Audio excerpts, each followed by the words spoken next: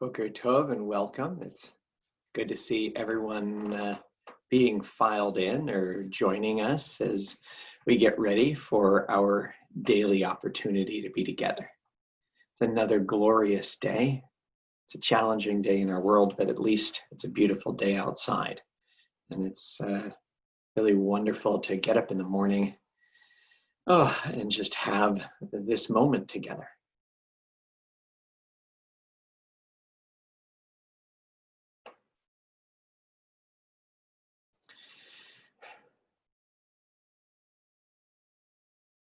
So nice to see everybody on the chat. Boker Tov. Boker Tov from Temple Sinai. Welcome to this daily part of our Sinai Streams offerings. This opportunity each day to connect, to reflect, and to remember. And so grateful to have the opportunity to be to be with you this morning. But I admit that I'm struggling quite a bit today. As I watch the awful news of what's going on in the society to the south of here, that mirrors struggles that are present in every society.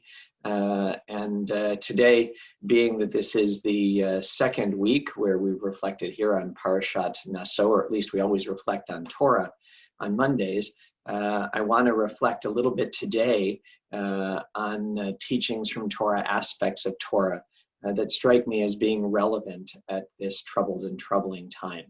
But in order to do that, I really want to start and get our bearings, get our focus this morning.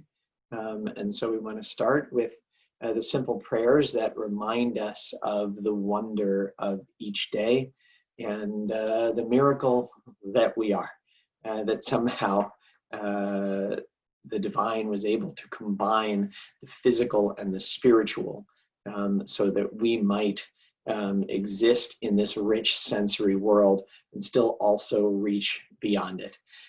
Well, please join me in these words.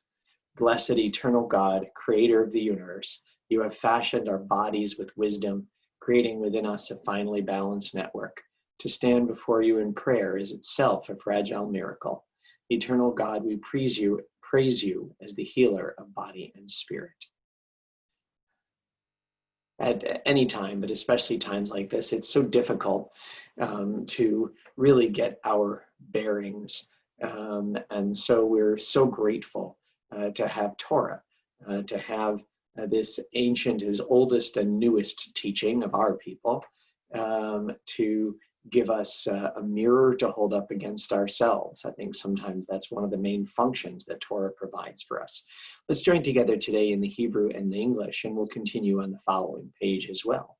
Baruch atah Adonai Eloheinu melech haolam, asher kidshanu b'mitzvotav v'tzivanu la'asok b'divrei Torah, va'arevna Adonai Eloheinu et divrei Toratcha b'finu u'v'fi amcha beit Yisrael, v'niyah anachnu v'tze'etzaenu v'tze'etzei amcha beit Yisrael, kulanu yodei shemecha v'lomdei Toratecha lishma, Baruch atah Adonai Amlamed Torah le'amo Yisrael.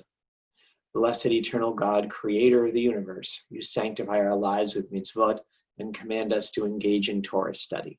Eternal our God, may your words of Torah be sweet to us.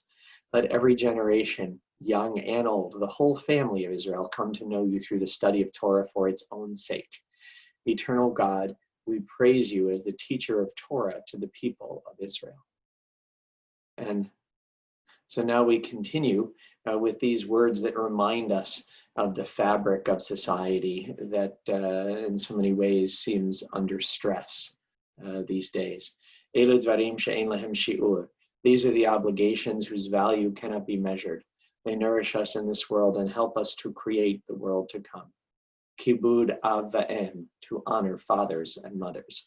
Ugmilut chasadim, to perform acts of love and kindness. V'hashkamat beit hamidrash shacharit ve'arvit, to attend the house of study morning and evening.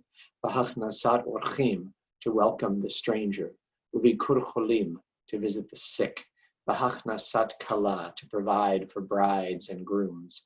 U'levayad hamet, to keep faith with the dead. V'yun tefillah, to pray with sincerity, v'hava'at shalom ben adam l'chavero, to make peace when there is strife, but Talmud Torah keneged kulam, and the study of Torah is equal to them all. As we continue our preparation this morning, let's join together in this affirmation of our commitment, of our values, of an awareness of the necessity and the power of love in our world, as the Shema continues with the words of its full first paragraph, ve'ahavta, challenging us, commanding us, demanding of us, that we find within our whole selves a loving perspective to face the world. Let's join together. Shema Yisrael, Adonai Eloheinu, Adonai Echad, Baruch Shem Kavod Malchuto Leolam Va'ed, Ve'ahavta et Adonai Elohecha, Bechol Levavecha, Ubechol Nafshecha, Ubechol Meodecha, Ve'hayu Hadvarim Ha'ele, Asher Anochi Mitzavcha Hayom Al Levavecha, V'shinan Tam Levanecha, V'dibarta Bam, V'shivtecha Bevetecha, Uvlechtecha Baderech, Uvshochbecha Uvkumecha, Uvsharatam Leot Al Yadecha, V'hayu Letotafot Beinenecha, Uchtavtam Al Mzuzot Betecha Uvisharecha, Vayomer Adonai El Moshe Lemor, Daber El Bnei Yisrael Ve'amarta Alehem, Ve'asu Lahem Tzitzit Al Kanfei Vigdeim Ledorotam, Ve'natnu Al Tzitzit Arkanaf Betil Tachelet, Vaya Lachem Letzitzit, Uritem Oto, Uzchartem et Kol Mitzvot Adonai Va'asitem Otam, Ve'lo Taturu Acharei Levavchem, Ve'acharei Enechem, Asher Atem Zonim Achareihem, Lema'an Tizkaru Va'asitem et Kol Mitzvotai, V'item Kedoshim Elohechem, Ani Adonai Elohechem, Asher Hotzeti Etchem Me'eretz Mitzrayim, Leot Lachem Elohim, Ani Adonai Elohechem, Adonai Elohechem, Emet. When we have the privilege of praying together, the end of our Amidah is with words of peace. And I feel that we need additional words of peace in our tefillah this morning. And so here before us, we see the translation of Sim Shalom, of the last blessing of the Amidah. Let's join together in the English. Give us peace, goodness, and kindness, love, and loyalty. May these blessings come upon all Israel and every nation. Eternal God, source of loving guidance, bless us with your presence. Only in the light of your presence do we receive a living Torah, directing us toward loving loyalty, righteousness, blessing and mercy, life and peace. At each moment and for all time, may it be good in your sight to bless Israel and every nation with true shalom. Eternal God, we praise you as the source of peace. Baruch atah Adonai, Oseh HaShalom. Blessed is the eternal our God, who is the maker, the source of peace. Peace itself is so fraught and difficult to create in our world.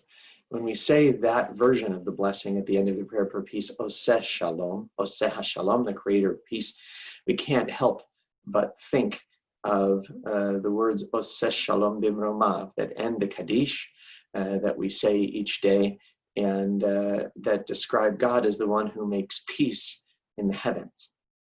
At a time where in societies nearby, our own society here, where the quest for truth and racial justice and justice for all continues to require that we stand together and that we seek to cleanse our society of the kind of prejudices and hatreds that are rooted within it.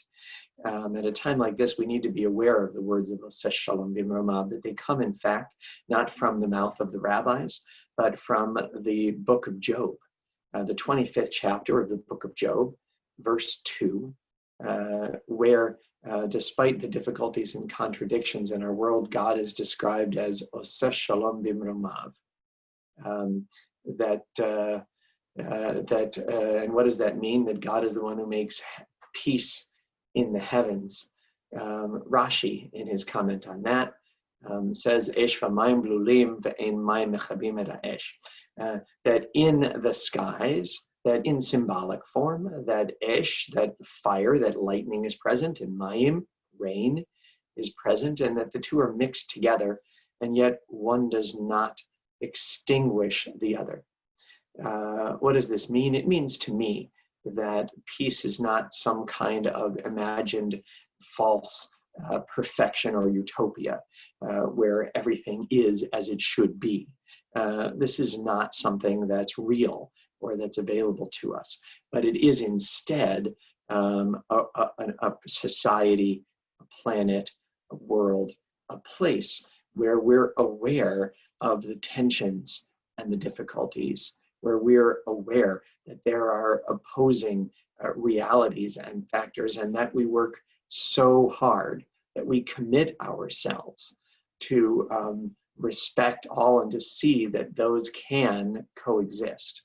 That peace is less about making all things the same than it is about balance, about an awareness that balance is necessary and that balance is possible. However, there is no balance without justice. And watching what's going on in the United States after the murder of George Floyd, after seeing this terrible event that has set afire a society, I couldn't help but think, in fact, as I was studying with my chavruta, with my study partner, studying Talmud, we couldn't help but stop and reflect about what's going on in the world and how can we understand it? Where can we find some perspective in Torah?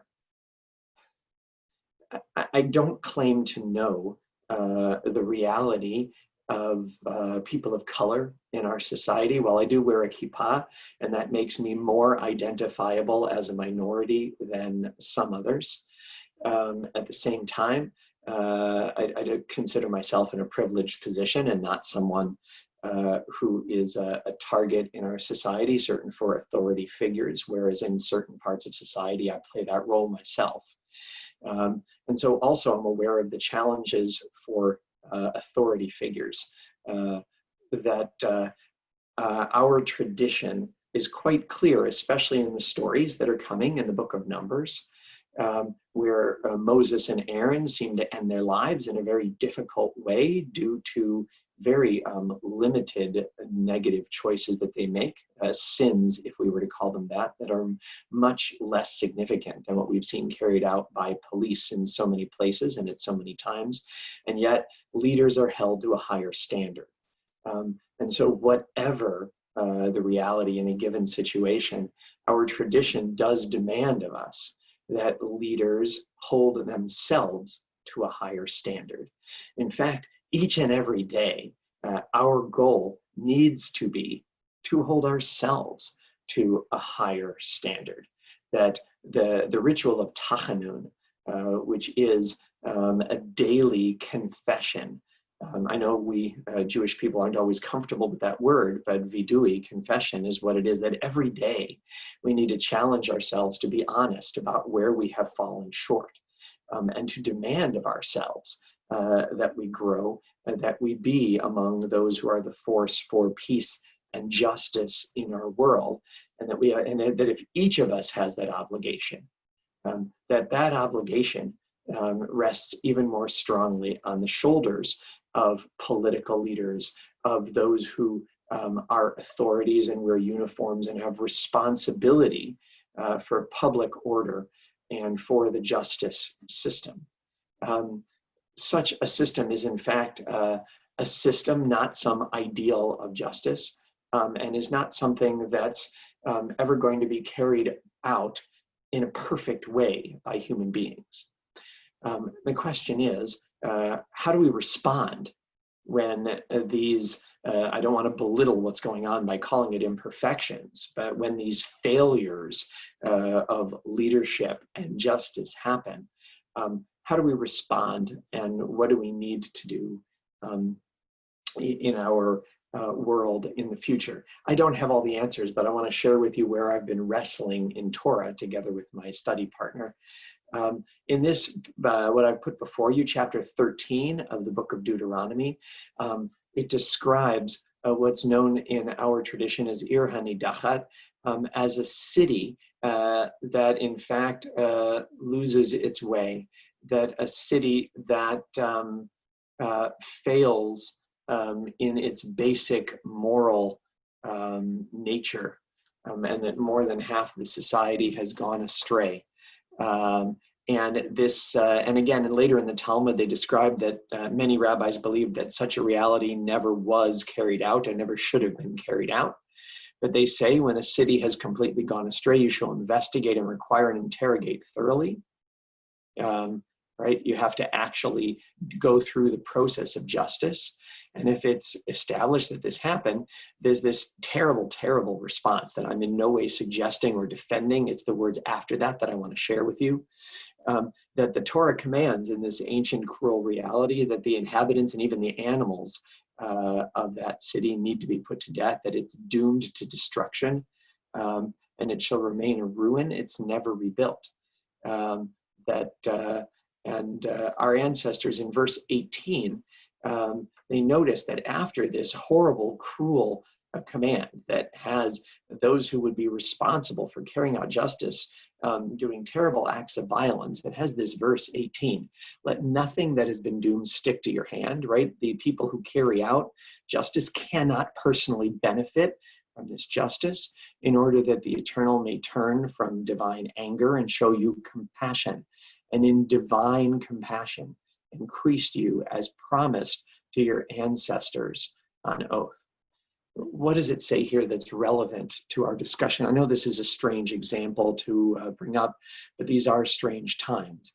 And it says that God will give us rachamim, that will give us mercy, and will have mercy, have compassion upon us.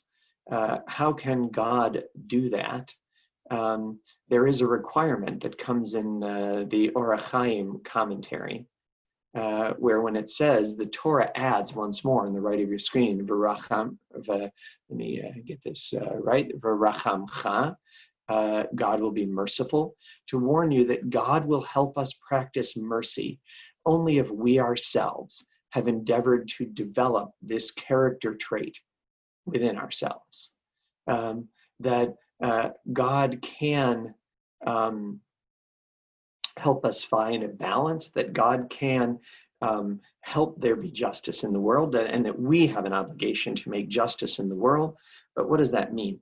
It means those who are authorities, those who go into dangerous situations wearing the uniform.